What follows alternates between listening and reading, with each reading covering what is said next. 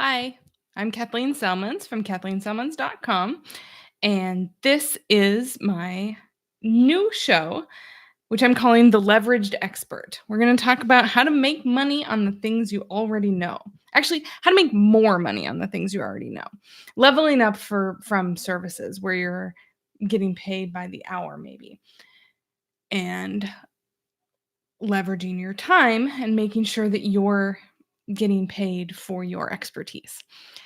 The first thing I want to talk about is how to create a very simple digital marketing plan for your products.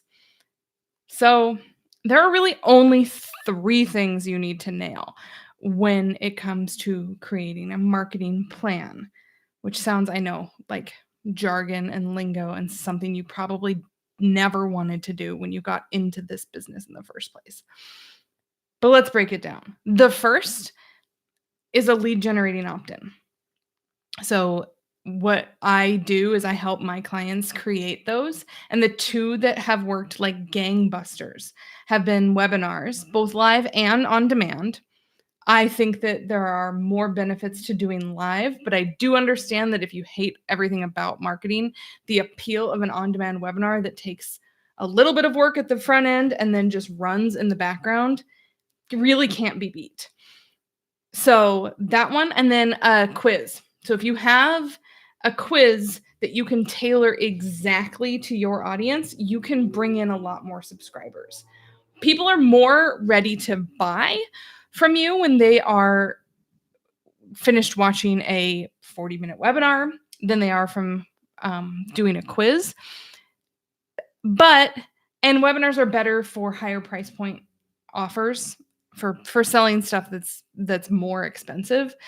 The quizzes are really fun if they are easy knee-jerk responses for I don't know, like the thing that the next thing they want to do. So if it's like, okay, well, you are this kind of person and you can buy this digital product for $49, it's sort of like an automatic.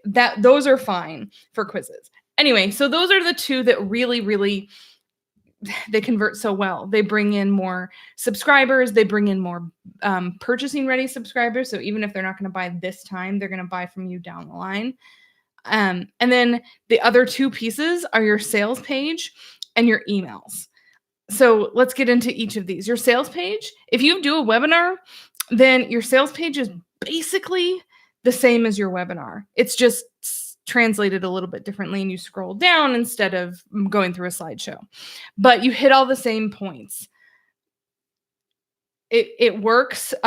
You want to there's a really specific way to like structure your sales page so that you're getting hitting all the main points, letting people buy as soon as they're convinced. You don't want to have too short of a sales page because you want to make sure that you're giving people enough information, but you don't want to have one that is too long. If somebody's annoyed by how much they have to scroll in order to see how much it costs to buy whatever it is you're selling, you're going to run into some friction there. But you get that sales page done. You have your lead generating opt-in. You send traffic to your opt-in. Your opt-in sends people to your sales page. And then anybody who doesn't buy right away gets into your email follow-up sequence. And this is a series of 5 to 15 emails sent over a couple of weeks that talk a little bit more about your solution and your products and mostly their pain points and why whatever you're selling solves their pain points. Those are the crux of your entire marketing. And if you stop thinking about emails in terms of marketing and you just communicate with your list consistently, you're gonna see that you're really building a relationship. And I think that's true, and I know that's true no matter how big your list is. So if you stop thinking about the numbers on your list, I have only 700 emails on my list. Well, that is far more people than would fit in your house. So if you think about it that way, if you think about how many actual humans are connected to your email list, there's not really like a small email list.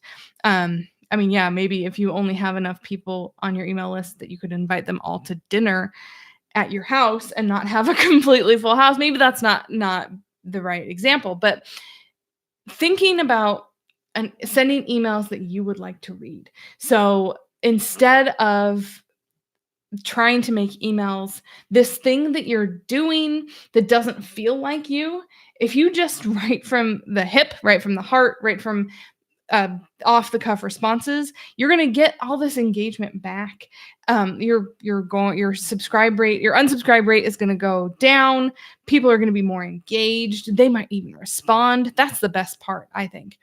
So you don't have to follow a format for your updates, but you need to make sure that even when they're not in your what everyone wants to talk about is sales funnels. Even if they're not in that, what you want to do is make sure that you're communicating with your list at least weekly. And those are the 3 things that you need to nail in order to get your marketing underway. Thank you for joining me for this first episode of The Leveraged Expert, where we are going to get into all the nuts and bolts of how to make more money on the things that you already know. I would love it if you would subscribe below to this channel, because once I get enough subscribers, I can change the URL so it doesn't have all those junky letters at the top. Thanks. Talk to you soon.